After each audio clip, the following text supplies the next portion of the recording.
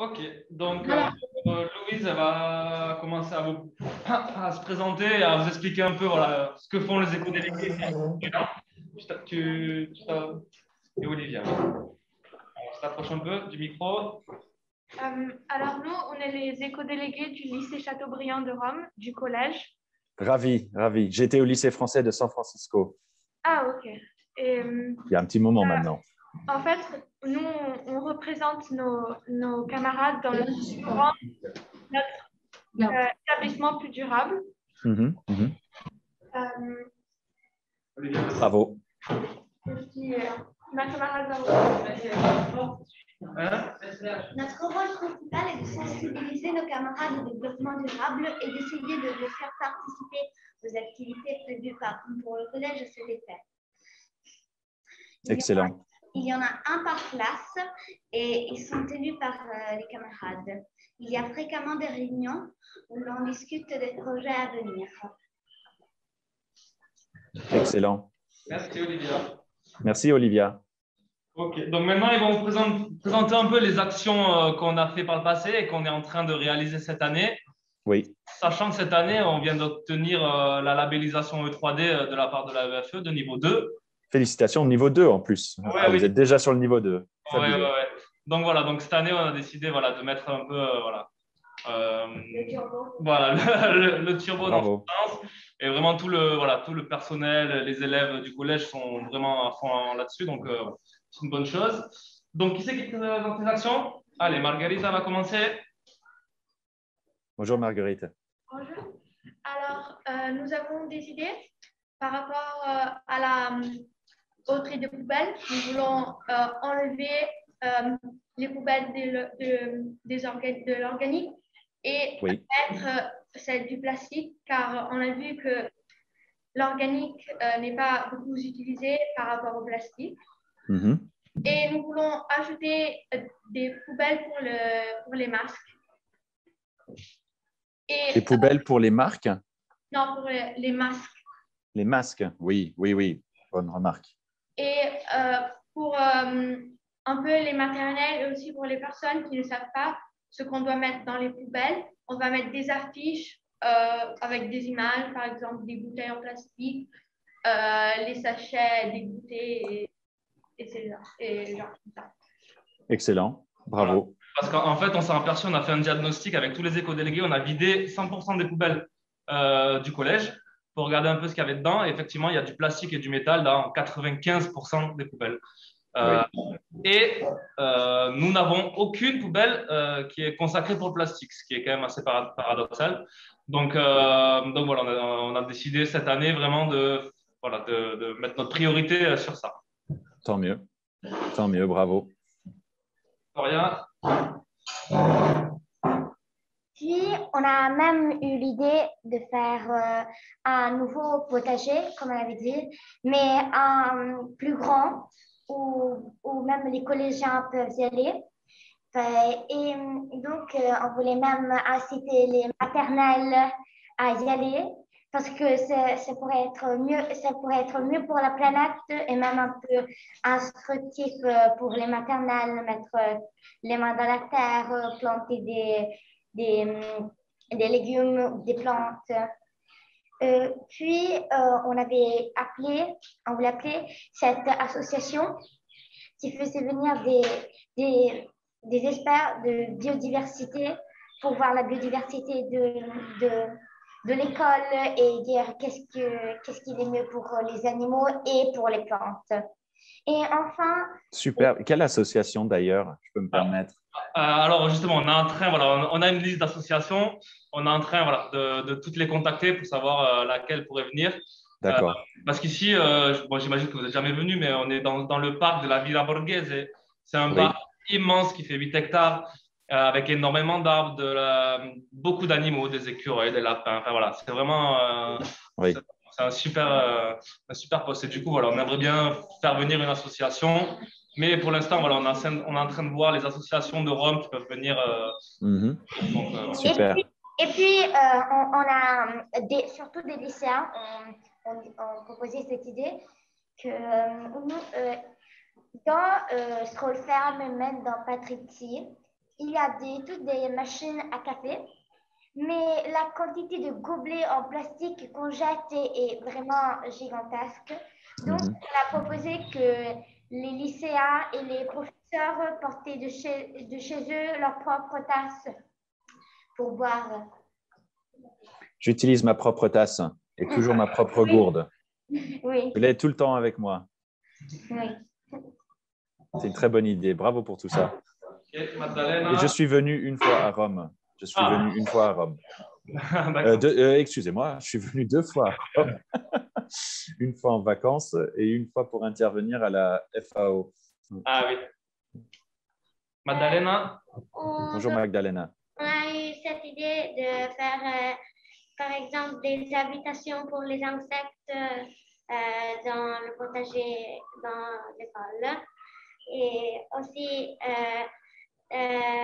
il y a déjà un poulailler pour les poules, mais on pourrait ajouter autre poules, comment dire, pour y avoir plus d'animaux. Merci. Excellent. Excellent d'avoir des animaux sur l'établissement. Pas facile. Après, on avait aussi une idée d'organiser un bazar, là où c'est tous les élèves de collège, primaire qui se mélangent et qui échangent des objets ou des habits ou des livres qu'ils n'utilisent plus. Comme ça aide, on recycle et après, on recycle. Et on voulait aussi influencer un peu plus les maternelles sur le tri et par exemple mettre des images rigolotes et aussi sur les potagers.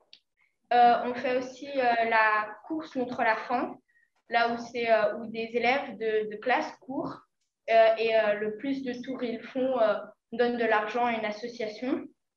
On fait aussi les défis Ma Petite Planète, là où c'est des défis qu'on donne à des enfants et que chaque jour ils font individuellement et c'est un concours. Et aussi les défis écologiques tous les vendredis, là où c'est une prof qui envoie des défis écologiques sur le mail. Par exemple, on avait fait quand vous jetez vos masques, enlever les élastiques quand vous les jetez. Et, Attends, ça a bugué. Vous êtes toujours là? Absolument. Je vous en prie, j'ai juste dû bouger mon ordinateur, j'ai tout entendu. Ah, d'accord. Et finalement, on a la journée de la citoyenneté avec un thème choisi. L'année dernière, c'était la vie en 2060. Comment vous faites tout ça avec le temps? Parce que ça fait plein d'initiatives. Oui. Mais c'est par exemple les défis tous les vendredis, c'est tous les vendredis. La semaine de la citoyenneté, enfin La journée de la citoyenneté? C'est plutôt la journée. C'est juste une journée après, on organise quelque chose. Et par exemple, les bazars, ça peut être une fois, pas tous les 2 mois ou quelque chose comme ça. D'accord. C'est super, j'en parlerai un petit peu, mais la course, le fait de faire quelque chose qui vous fait faire du sport et en même temps soutenir des associations, c'est fabuleux parce que je pense, et toute notre organisation, notre association, nous pensons qu'il faut absolument continuer à faire du sport, mais que le sport doit être fait de manière de plus en plus éco-responsable. Donc, bravo pour ça aussi. Je continue de vous écouter. Je pense qu'ils ont un peu fait le tour. Je pense qu'ils ont dû oublier des actions, mais bon, voilà. Ils vous ont dit à peu près les plus grosses qu'on réalise. Mais de toute façon, peut-être que d'autres viendront pendant qu'on continue de parler. Oui. Alors, je suis ravi de vous rencontrer. Vous êtes combien donc d'éco-délégués? Un par classe. 14. Et donc, de quelle classe à quelle classe? Tout le collège plus le lycée? En réalité, il y a même des éco-délégués au lycée, mais c'est dans une autre partie de Rome. Donc, à Colperne, il y a les 6e, les 5e et les 4e. Et je pense même qu'en CM1, CM2, il y en a aussi. Super.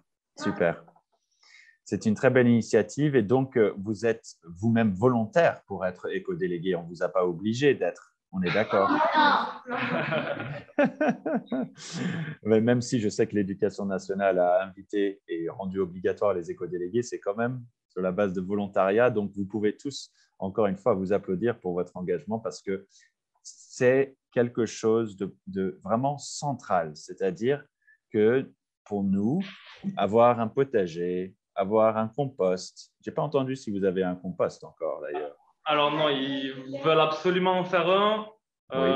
Mais voilà, vous avez fait beaucoup de choses et il faut qu'on arrive il faut faire les choses une à la fois aussi. On peut faire plein de choses en même temps, mais il faut toujours se concentrer sur une chose à la fois. C'est très bien. Exactement. Mais le potager, le compost, si vous avez un poulailler, si vous faites des actions comme vous le faites très, très bien sur des défis, sport, nature, association, journée de la citoyenneté, un bazar pour la solidarité et partager les objets pour favoriser le fait que nous achetions moins d'objets et qu'on les recycle, qu'on les réutilise, qu'on les partage.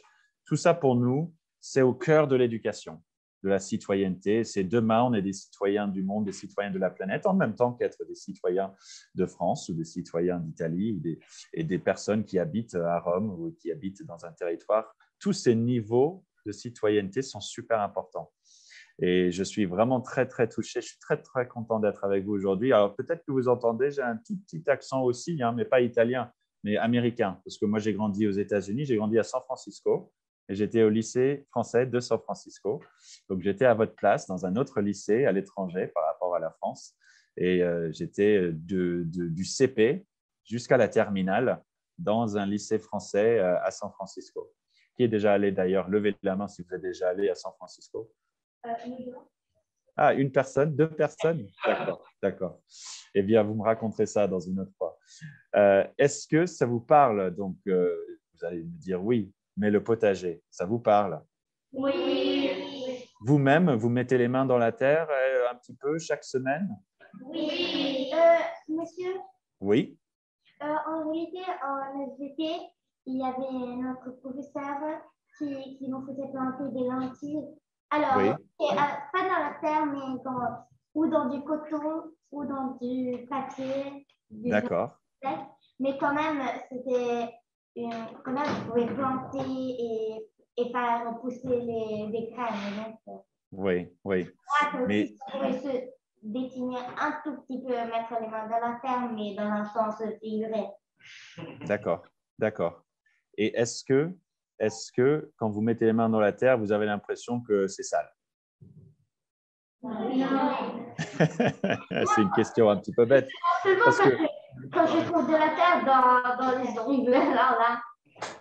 en fait, les légumes, quand ils ont de la terre sur eux, ils ne sont pas sales. C'est naturel. La nourriture vient de la terre. Donc, en fait, la terre n'est pas sale. S'il y a quelque chose, d'ailleurs, qui n'est pas du tout sale, c'est bien la terre. Parce que quand la terre est en bonne santé, quand la terre a plein d'animaux et plein d'organismes vivants, eh bien, en fait, elle est très, très propre parce qu'elle purifie les choses. La terre peut dépolluer les choses. Est-ce que vous savez quels animaux on devrait trouver dans la terre, normalement? Les vers de terre. Tout simplement, oui, les vers de terre. Vous savez d'ailleurs que quand on prend la masse, le volume de tous les vers de terre sur la planète, c'est plus lourd que le volume de tous les autres animaux, n'importe quel autre animal sur la planète. Ça, peut-être que vous vous disiez, c'était un petit peu bizarre, c'est tout petit, un ver de terre. Ben, si vous prenez tous les éléphants et vous comparez à tous les vers de terre, c'est plus lourd, tous les vers de terre. D'autant plus que malheureusement, les éléphants, il y en a de moins en moins. Mais c'est une des choses qui est triste, mais c'est super de voir que vous êtes engagé sur les questions d'environnement, sur l'environnement, parce qu'on peut essayer peut-être de préserver cette biodiversité. Alors, moi, je m'appelle Henri, hein, je suis de San Francisco, mais j'habite maintenant en France. Est-ce que vous connaissez l'Auvergne? L'Auvergne. Ah, oui. Pas trop. Pas trop? C'est normal. Il y a en Auvergne, il y a plein de fermes aussi. Il y a peut-être des fermes autour de Rome. Vous avez déjà vu des fermes autour de Rome? J'imagine que oui. Oui. Oui, parce que nous, à Landestini, c'est l'association que nous avons créée, nous essayons de dire c'est important de se reconnecter à la nourriture, de se reconnecter aussi aux personnes qui produisent de la nourriture. Alors, j'ai une autre question pour vous. Est-ce que certains d'entre vous, vous avez des personnes dans la famille qui sont agriculteurs, paysans ou qui produisent de la nourriture? Oui, oui, oui. Ah ouais, 3 d'entre vous. Ouais. Il y a plein de façons de préserver l'environnement. Mais une d'entre elles, c'est d'essayer de faire consommer de la nourriture d'où on sait l'origine. Et quand on sait aussi comment ont poussé ces légumes ou comment ont été élevés les animaux, eh bien, ça nous permet aussi de savoir si ça a été fait de manière respectueuse de l'environnement. Et ça, en fait, ça nous intéresse beaucoup dans notre association Landestini. Ça nous intéresse beaucoup parce qu'il y a des fabuleuses choses à voir dans des fermes. Et nous avons décidé, avec ma femme et avec ma famille, eh bien, nous, on n'habite plus à Paris ni à San Francisco. On habite sur une ferme dans l'Auvergne, à 800 mètres d'altitude. Il y a de l'altitude à Rome? Oui, pas très loin. Oui. Il y a un petit peu? Il n'y a pas trop de relief à Rome même. En Rome, même, il y a quelques collines, mais bon, on ne peut pas appeler ça. À San Francisco, il y a quelques collines aussi. Je vous montre quelque chose très, très vite. Vous me dites si vous le voyez bien. Je vais essayer juste de partager l'écran une demi-seconde. Alors, est-ce que là, vous voyez mon écran? Vous voyez cette photo ici? Voilà, c'est bon. Oui. Bon, ça, c'est dans notre potager avec ma femme. On est dans un potager que nous avons nous-mêmes créé. Et donc, le message que je veux vous envoyer aujourd'hui, c'est de vous féliciter d'avoir fait un potager dans votre établissement. Parce que c'est vraiment, vraiment formidable de faire un potager parce que c'est quelque chose de très concret. C'est très, très concret. Vous voyez les légumes pousser. Est-ce que, d'ailleurs, ce potager, il existe depuis longtemps chez vous? Oui, depuis beaucoup. Il est là depuis longtemps, mais on n'a pas vraiment utilisé. En fait, c'est un potager qui est utilisé par les primaires. Et Oui. il y a surtout des herbes aromatiques et des fleurs. Et des fleurs. Voilà. Et donc, eux ont pour objectif, en tout cas, ont très envie d'en faire un voilà, avec des légumes, des fruits, etc.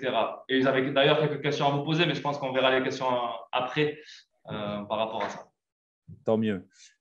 On est d'accord, nous avons jusqu'à 11 heures et je ne veux surtout pas qu'on oublie de poser les questions parce que moi, je m'adapte à vous, j'ai plein de choses à faire avec vous, mais je ne veux surtout pas qu'on ne réponde pas à vos questions.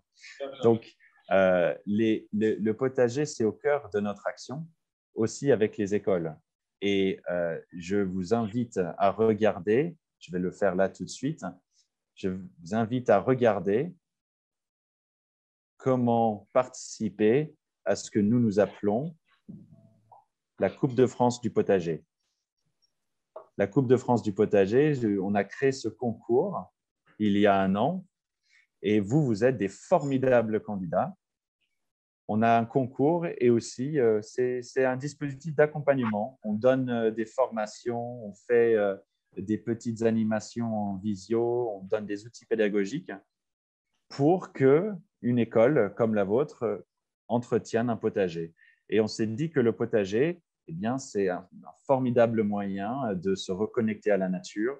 Et puisque j'ai entendu que vous avez un poulailler, aussi de comprendre le lien entre les légumes, les animaux, la nature et en fait tout le vivant. Est-ce que dans votre potager, vous avez regardé la SVT, les sciences de la vie et de la terre, différemment? Et d'ailleurs, je me permets, vous êtes enseignant de SVT? Ah non, pas du tout, je suis assistant d'éducation. D'accord. Ce qui est super dans le potager, c'est que en fait, vous faites des sciences de la vie et de la terre, mais vous le faites de manière directement, à l'extérieur. Ça vous plaît? Oui. Mais quand nous avons eu, on a ouvert le concours de la Coupe de France du potager, il y a eu jusqu'à 500 écoles en France qui ont participé. Et si vous participez, vous serez la première école à l'étranger, mais vous êtes toujours un lycée français, à participer. Donc, nous, on serait très, très fiers. On serait très, très fiers de cela parce qu'on a envie de voir des jeunes Français ou des jeunes Italiens qui sont au lycée français participer. Évidemment, c'est gratuit et c'est une superbe activité pédagogique. Et vous pouvez aussi, ce n'est pas le plus important, mais vous pouvez aussi gagner des choses. On a des super lots et on a plein de prix.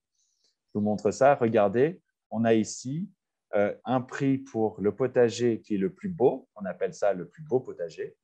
On a un prix aussi pour le potager qui a le plus de biodiversité. Et là, j'ai une question à vous poser, très importante. La biodiversité, qu'est-ce que c'est pour vous? Olivia? C'est la cohabitation d'animaux et de plantes et d'espèces différentes qui s'entraident. C'est très, très bien dit, Olivia. C'est très, très bien dit. Est-ce que quelqu'un veut compléter avec une autre définition? La biodiversité, c'est même un endroit où il y a pas certainement beaucoup d'animaux, mais beaucoup d'espèces d'animaux. Beaucoup d'espèces d'animaux. C'est super. Vous avez toutes les deux parlé de animaux. Vous avez toutes les deux, pas peut-être dit plantes, mais vous l'avez sous-entendu. Vous avez parlé de cohabitation et espèces. Et ça, c'est très, très bien parce qu'en fait, la biodiversité, vous comprenez qu'il y a un préfixe bio, B-I-O, qui est un préfixe, un petit mot avant le mot, au début d'un mot, c'est ça un préfixe, qui veut dire la vie. C'est pour ça que la biologie, c'est la science de la vie.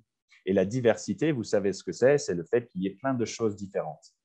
Et donc, la biodiversité, c'est cette diversité de la vie, mais aussi comment est-ce que les animaux vivent entre eux, comment les plantes vivent entre elles, et comment les animaux et les plantes vivent entre eux aussi. Est-ce que vous avez un exemple de comment des animaux et des plantes travaillent ensemble? Et quand je dis travail, je dis plutôt vivent ensemble. Et excusez-moi, je vais juste bouger mon ordinateur pour pas que le soleil fasse un contre-jour parce que je dois avoir l'air un petit peu bizarre comme ça. Attendez. Est-ce que vous avez un exemple de comment des animaux et des plantes vivent ensemble et sont vraiment en train de faire des choses ensemble? Vas-y, Roro. Par exemple, les abeilles Oui. avec les fleurs et Oui. elles butinent et elles aident les fleurs à pousser et en même Tout temps, à fait. elles font du miel et ça les aide à vivre. Voilà. Tout à fait. Les abeilles butinent et puisqu'elles butinent, elles transportent est-ce que vous savez ce qu'elles transportent? Oui, du pollen. Et qu'est-ce que ça permet de transporter du pollen de plante en plante? La fécondation de l'ovule. Et oui, et ça permet aux plantes de se reproduire. En fait, ça permet aux plantes de se reproduire et d'être de plus en plus nombreuses. Et donc, en fait, sans les abeilles, pas juste les abeilles, il n'y a pas quelque chose qui s'appelle, je cherche un mot technique, je suis sûr que vous le connaissez, ça ressemble à pollen. Est-ce que vous connaissez un mot un peu technique qui décrit tout ce processus? Oui, la pollinisation. Bravo, la pollinisation. Donc, vous êtes des personnes qui connaissaient déjà beaucoup de choses. La pollinisation, est-ce qu'il n'y a que les abeilles qui le font? Non, les guêpes, les papillons, les fouilles. Alors, je tiens à dire, puisque je connais vos prénoms grâce à vos présentations, mais je ne sais pas exactement qui est qui, si vous levez la main, je laisse votre enseignant vous désigner parce que je ne peux pas animer à distance cela, mais je veux surtout pas de frustration. Je suis très, très content de voir qu'à chaque fois, vous levez la main, nombreuses et nombreux. Et d'ailleurs, il y a des garçons dans la salle? Oui, oui.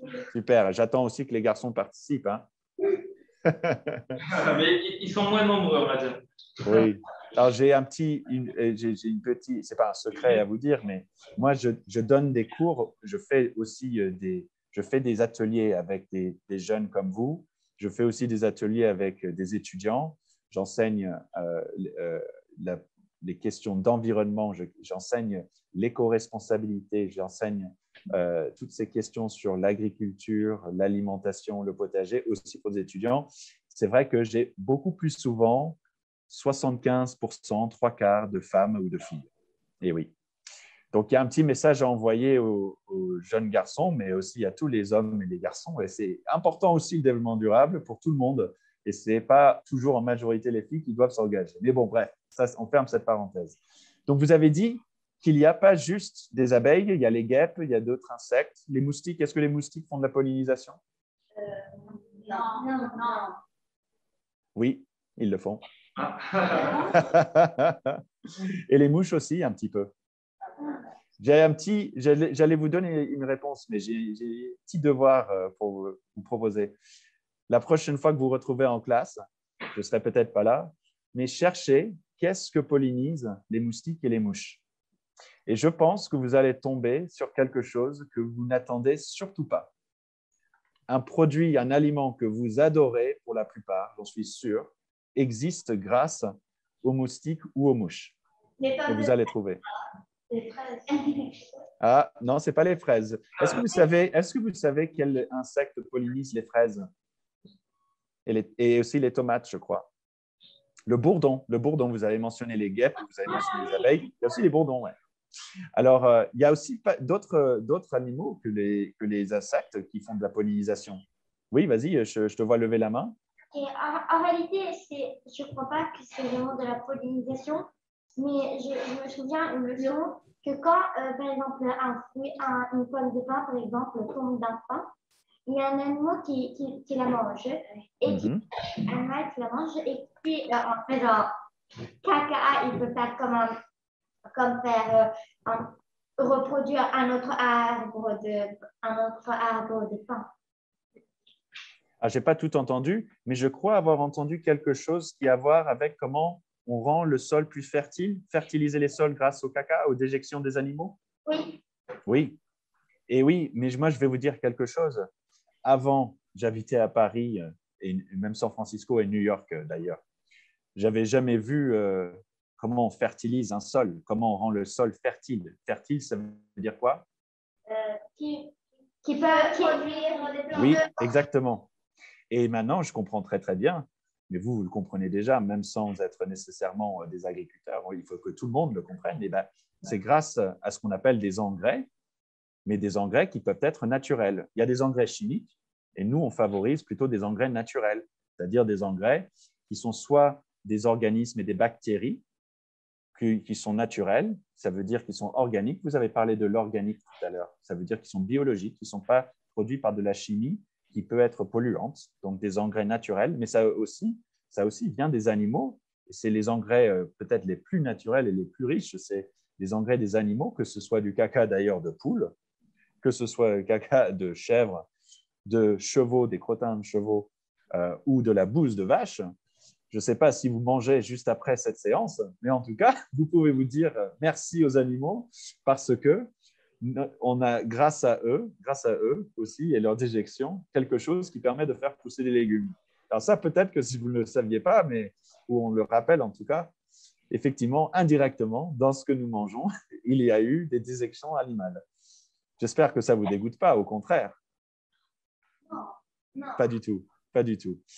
Je crois que ce qui est le plus puissant en termes de fertilisation, c'est grâce aux poules, la fiente de poule. Donc, est-ce que j'ai bien compris, vous avez des poules sur l'établissement? Oui.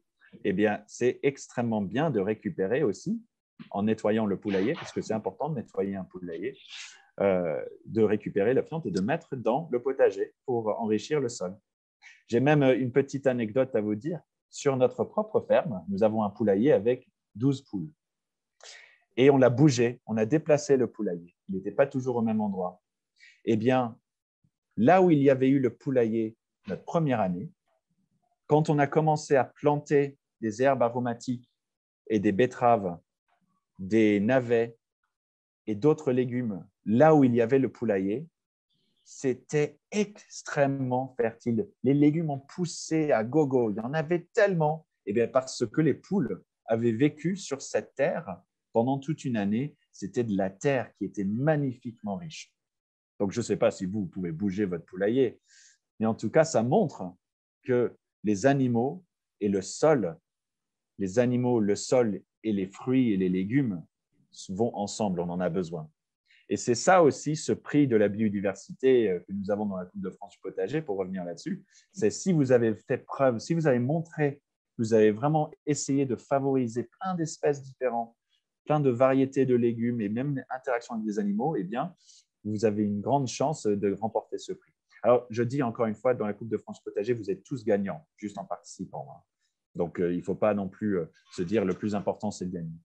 Mais voilà, je voulais juste donner cet exemple-là de prix. Il y a aussi un prix. Si vous aimez partager ce que vous faites, hein, vous aimez en parler aux autres camarades de classe, même si ce ne sont pas les co-délégués. Oui. Oui, eh bien, c'est pour ça qu'on a un prix aussi qui s'appelle J'apprends et je partage. Ben, si vous faites un potager et vous faites des affiches comme vous avez fait sur les bacs et les poubelles, si vous faites des affiches, si vous parlez de ce que vous faites, si vous faites un événement, si vous faites un atelier cuisine, par exemple, avec vos herbes aromatiques, eh bien, vous partagez cette expérience. Et ça, c'est vraiment super.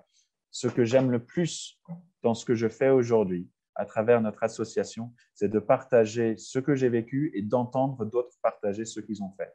Est-ce que quelqu'un, d'ailleurs, a une anecdote un peu drôle avec les poules ou le potager ou une autre initiative? Est-ce que quelque chose vous a vraiment fait marrer et vous vous êtes dit, c'est super ce qu'on fait parce que en plus, on rigole en le faisant?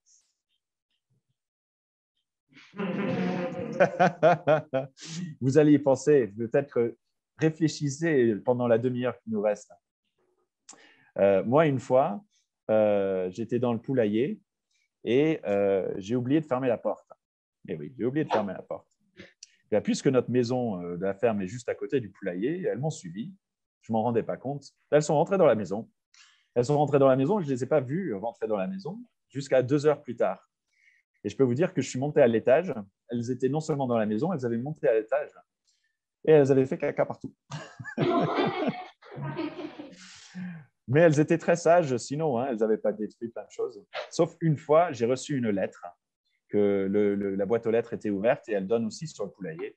Eh bien, la lettre était tombée dans le poulailler et je vous assure, ce n'est pas du tout une blague, c'était une lettre très importante. C'était un partenariat avec une ville qui avait envoyé une convention, c'est-à-dire où on dit on va travailler ensemble et c'était signé par le maire de la ville. Les poules l'avaient détruit et j'avais trouvé des morceaux de ce document partout dans le poulailler. Ce n'est même pas une blague. Je suis sûr que vous avez utilisé l'excuse une fois que votre chien a mangé vos devoirs maison. Ben moi, c'était une réalité. Alors, on a parlé un petit peu du potager, mais ce n'était pas seulement de ça que je voulais parler. Pour vous, pourquoi est-ce que vous vous êtes engagé sur les questions d'environnement? Qu'est-ce qui vous donne envie? Qu'est-ce qui vous a le plus donné envie de faire ça? Moi, j'ai été sensibilisée depuis que je suis très petite, en fait. Ah oui? Entourée de nature, je vivais dans un parc. Oui. Et avec mes amis, on sortait tous les jours, on allait marcher dans le parc, on jouait. Et en fait, depuis que je vivais dans ce parc, j'ai vraiment eu une connexion avec la nature. Et ça me rendrait très triste de la perdre. Alors, c'est pour ça que je m'engage à faire ça. Ah ben, je suis ravi de découvrir ça, depuis que vous êtes toute petite. Voilà, c'est vraiment formidable. Quelqu'un d'autre veut témoigner? Oui. Moi aussi, parce que j'ai toujours vécu dans la nature aussi. Avec ma grand-mère, elle a aussi un verger, un potager. Et ah oui. Minimum dans la terre, enfin, j'ai toujours cultivé avec elle. Et aussi, Oui. je voulais participer à faire un changement et pas rester les bras croisés. Et parce que l'année d'avant, je ne m'étais pas mise, mais après, je voulais et j'avais regretté. Et maintenant, je sais que je fais. Ah ben, bravo. Et c'est quelque chose que nous voyons souvent, c'est que la nature nous permet aussi d'avoir une relation très, très précieuse avec ses grands-parents, membres de la famille. Moi, je n'ai pas eu cette chance. J'avais des grands-parents mais qui étaient aussi en France et en Floride, qui est loin de San Francisco, donc je ne les voyais pas très souvent. Et ils n'avaient pas de potager non plus. Ils n'avaient pas non plus une ferme. Mais j'ai une très, très belle relation avec ma nouvelle famille aussi élargie du côté de ma femme, parce que son grand-père, il avait un jardin, il avait des poules, il avait des chèvres, et donc on partage ça beaucoup avec lui. Donc, c'est très, très beau de pouvoir faire ça. Oui, devant, je vois ta main levée. Et moi, j'habite maintenant à côté de Villa Borghese. Donc, des fois, j'y vais en vélo ou en voiture. Et déjà, Oui. il y a un arbre devant une fenêtre du salon.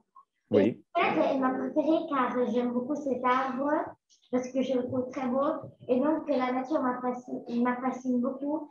Et donc, je voulais quand même l'aider parce que ce serait horrible de ne plus voir Oui. des arbres ou des plantes. Oui, oui. Mais je veux vous encourager. J'ai un message très positif aujourd'hui. Parce que vous savez qu'on a parlé de la biodiversité, que la biodiversité, elle est menacée aujourd'hui. Il y a de moins en moins d'insectes. Il y a en Europe, hein, il y a de moins en moins d'éléphants, plutôt en Afrique et en Asie, il y en a de moins en moins. Il y a de moins en moins de vers de terre dans les sols.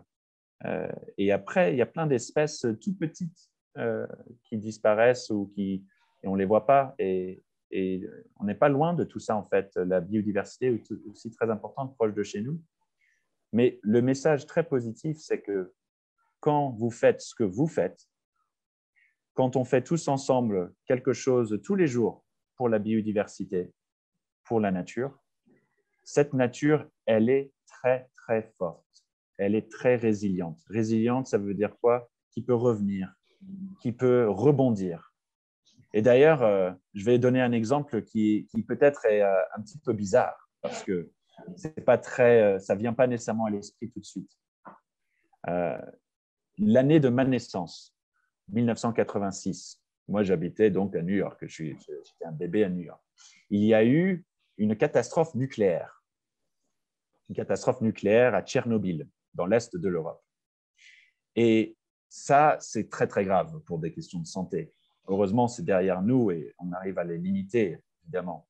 Mais qu'est-ce qui s'est passé tout autour de cette centrale nucléaire? Vous savez, le nucléaire, ça produit de l'électricité. Tout était vraiment grillé, tout n'existait plus. Et évidemment, la nature, et c'était dangereux aussi pour les humains. Eh bien, aujourd'hui, même autour de là où il y avait la centrale nucléaire, des scientifiques voient de la nature qui réémerge. De la nature qui réémerge, il y a de plus en plus d'animaux, de plus en plus de plantes. La nature revient en grande force. Et ça ne veut pas nécessairement dire que les humains peuvent y retourner parce qu'on ne sait pas encore est-ce que c'est dangereux de retourner dans un endroit où il y avait une catastrophe nucléaire. Mais la nature, même dans les endroits où il y a eu une grande pollution, parce que c'était une grande pollution que la centrale nucléaire est une catastrophe, eh bien la nature est en train de revenir. Et dans plein d'endroits dans ce monde, quand on laisse la nature revenir, ou quand même on fait encore plus, c'est-à-dire on crée les conditions pour que la nature revienne, comme ce que vous faites en créant ne serait-ce qu'un potager, ou quand on laisse aussi de la forêt se régénérer, quand on fait revenir, quand on replante des arbres, ou qu'on remette des espaces verts dans les villes. Je crois que Rome est plutôt une ville avec beaucoup d'espaces verts, de ce que je comprends par les études et tout ça. La nature revient. Et donc, si vous dites ce que nous faisons, ça ne va pas avoir un impact, ça ne va pas avoir un effet, vous vous trompez. Ce que vous faites est formidable et la nature peut revenir grâce à ce que vous faites. Donc, je suis extrêmement positif dans votre engagement. Et avec ça, j'ai envie de vous laisser me poser toutes les questions que vous voulez dans le temps qui nous reste. Mais en tout cas, c'est ça qui me motive. C'est ça qui me motive, c'est que la nature, elle est extrêmement forte, elle est très intelligente. Vous avez vu les abeilles, les sols et les plantes qui travaillent ensemble. Ça, c'est juste un exemple. Et la nature, elle est aussi très, très belle. Et le fait qu'on puisse voir cette nature tous les jours, c'est quelque chose qui est une chance pour nous. Alors, je vous écoute. Est-ce que vous avez des questions à me poser, que ce soit sur notre association, que ce soit sur moi, que ce soit sur des personnes avec qui nous faisons des actions? Okay. Allez, vas-y. Ça, c'est bien. Vas-y. Comment vous faites motiver les gens pour participer à vos projets? Comment est-ce qu'on motive les gens? Oui, pour. Très bien. Je note, je vais répondre et vous pouvez enchaîner les questions et je vais répondre à chacune après. Allez, pose-la de là. Comment vous vous organisez avec votre potager, par exemple? Est-ce que vous prenez des tours? Quand est-ce que vous arrosez vos plantes? Très bien. Quand est-ce qu'on arrose? Comment on s'organise dans le potager? Voilà, là, il parle plus pour l'organisation, comment ça se passe dans une école. C'est-à-dire, voilà. Très bien. Voilà. Ensuite, oui, Filippo. Quelles contraintes ou problèmes vous avez eu quand vous avez commencé votre potager? Très bien. Bravo. Et on voulait aussi vous demander avec quelle plante ce serait plus facile de commencer avec notre potager qui ont besoin de moins d'entretien et qui poussent assez vite. Très bien. Quelle saison?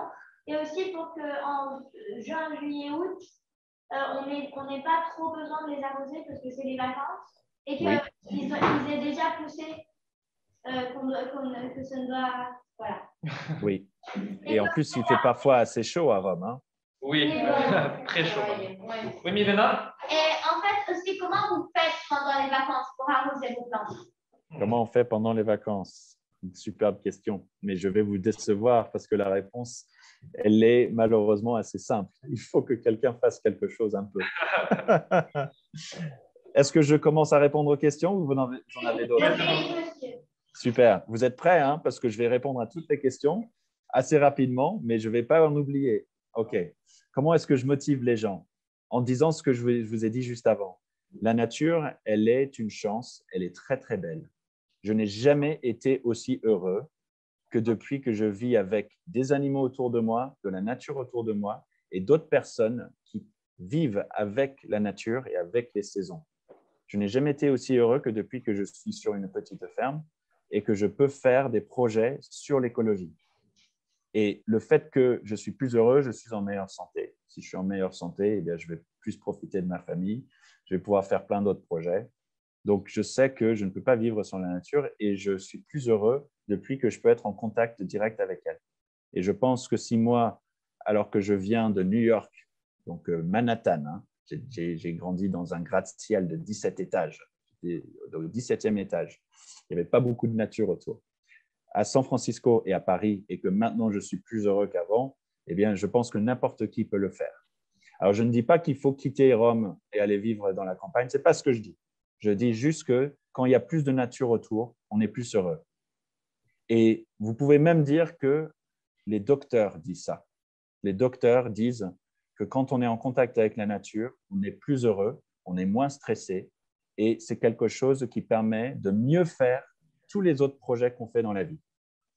Comment est-ce que je m'organise dans mon potager, quand arroser, etc. Mais je vais surtout après parler de comment dans une école on s'organise. Nous, on a planté plein de légumes différents et je vous encourage à faire ça. C'est-à-dire ne pas choisir juste quelques légumes. Peut-être prenez 5 ou 6 graines de différents légumes. En fonction du légume, il faut planter plus de graines, évidemment. Pour les carottes, il faut planter plein de graines différentes. Parce qu'ensuite, les carottes, il faut faire quelque chose qui s'appelle les éclaircir, c'est-à-dire vous plantez plein de graines. Et ensuite, quand il y a les premières pousses, eh bien, vous en enlevez quelques-unes parce que sinon, les carottes n'arrivent pas à pousser parce qu'elles n'ont pas assez de place. Mais il faut en planter plein des graines. Mais sinon, vous pouvez planter plein de courges. Moi, on a fait beaucoup de courges. On a fait des courgettes, des potirons et des potimarrons. Et c'est splendide de les voir. Faites attention, en revanche, quand vous plantez ça, si vous n'avez pas beaucoup de place, peut-être en planter juste quelques-unes. Si vous avez pas mal de place, vous pouvez vous permettre de mettre un peu plus de courges parce qu'elles sont elles grimpent partout et elles vont envahir, etc. Moi, j'adore les betteraves. On a planté beaucoup de betteraves. Donc, ma principale réponse, c'est planter ce que vous aimez et planter de la diversité parce que vous ne savez pas ce qui va marcher tout de suite. Et ça, personne ne le sait avant vous. C'est dans la pratique qu'on apprend. Dans les vacances, il faut essayer d'avoir un système de rotation juste pour de l'arrosage, surtout le matin à la fraîche ou tard le soir, pas pendant la journée. Et quand vous arrosez au pied de la plante. Il ne faut pas arroser sur les feuilles parce que ça peut être grillé par le soleil dans la journée. Donc, arroser au pied, quasiment dans le sol. Et vous pouvez aussi mettre en place un système, si vous reste des bouteilles en plastique, vous les coupez en deux. Si vous reste des bouteilles en plastique, n'achetez pas des bouteilles en plastique pour ça. Hein. Vous les coupez en deux, vous mettez de l'eau dans le plastique à l'envers pour que le bouchon soit en bas avec un petit trou. Ça va arroser petit à petit la plante, notamment des tomates, c'est intéressant pour ça. Et vous pouvez aussi avoir un tuyau poreux avec des trous qui arrosent goutte à goutte pour pas que ce soit un arrosage massif. Et ça vous permet d'avoir un système où ça arrose sans que vous soyez là tout le temps, en train de passer 1 heure à arroser. Mais il faut essayer d'arroser un tout petit peu pendant l'été. Il n'y a rien à faire d'autre, c'est important d'y être un tout petit peu. Donc, demandez à un parent d'élève, un enseignant ou vous. Et c'est vrai, il faut demander à l'établissement, est-ce qu'on peut avoir l'autorisation de venir?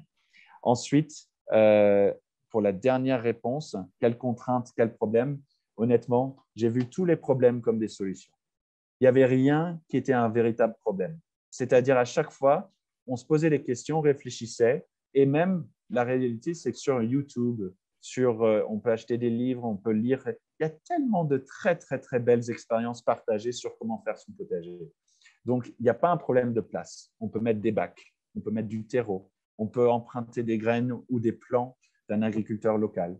Il y a plein de choses à faire et les écoles qui ont participé d'ailleurs à la Coupe de France du potager ont fait plein de choses, ont été très débrouillards. Donc, si vous voulez le faire, vous en êtes capable. Il n'y a que des solutions face aux défis. Et le fait que vous avez fait plein de défis justement pour soutenir des associations notamment, ça montre que vous avez cet esprit de surmonter les défis. Et je vous invite à le faire et je vous invite à rester en contact avec nous et à participer à la Coupe de France du potager, par exemple. Et j'étais vraiment très, très heureux de vous rencontrer. Merci. Merci beaucoup. Vous êtes super, les amis. J'espère vous voir bientôt. Un grand merci en tout cas. Ouais, merci à vous.